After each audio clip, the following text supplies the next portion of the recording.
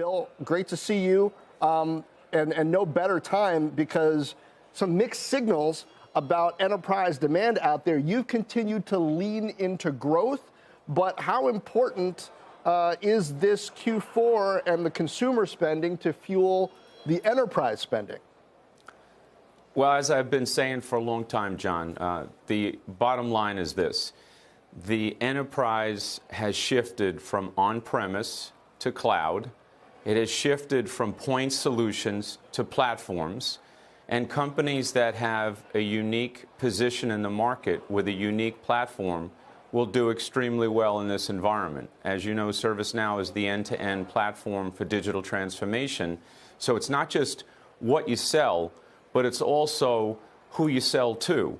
You have to be global. You have to go to multiple industries. You have to go to multiple buying centers. And if you can do all that with a platform that helps the customer generate automation, generate cost savings, generate ROI, you're in great position.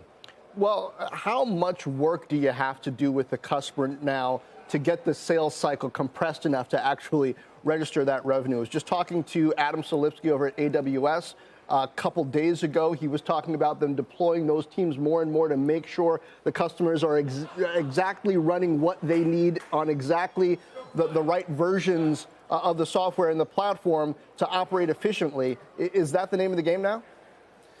John, the name of the game is customer value creation, and it has been for some time.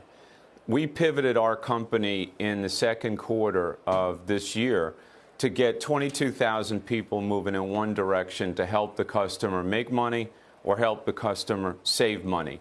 And everything is about that customer centricity and ongoing innovation. We built 2,000 net new applications on our platform this year, and therefore we're in a wonderful position despite the macro because the customers need automation, they need digital transformation, and they need things to work and flow smoothly so they can win. All the challenges in the macro simply lead to more and more business for companies like ServiceNow because we were built for these weather conditions. Again, point solutions, on-premise, it's not going to cut it. Hey, Bill, you know, we've looking at some of the other names that printed last night. Some of the reaction among the sell side is that there was a lot of software that got bought in advance of essentially a pull forward, the way we talk about work from home and PCs and other things in hardware. Does that dynamic, is it actually being replicated in enterprise software too?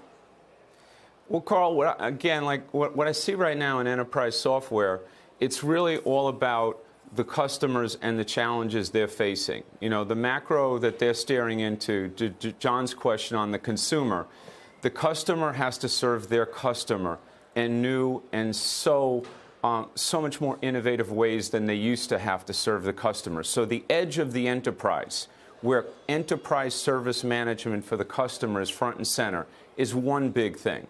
The second big thing is the messy middle, how CEOs and managers of companies can automate the way work flows in the middle of these enterprises. So some of the companies you saw report are focused on the employee experience. Other companies might be focused on security. What we try to do is modernize all ERP functions of a company on a single platform. And finally, if you think about the foundation of digital transformation, you have to have the ERP for IT, because IT is actually driving the business strategy now so you can automate the way the work is done. So think about it in those three layers. If you have a platform that addresses that, regardless of a customer's desire to pull forward or simply buy because the return on invested capital is there, companies like ServiceNow are really well positioned. And that hasn't changed.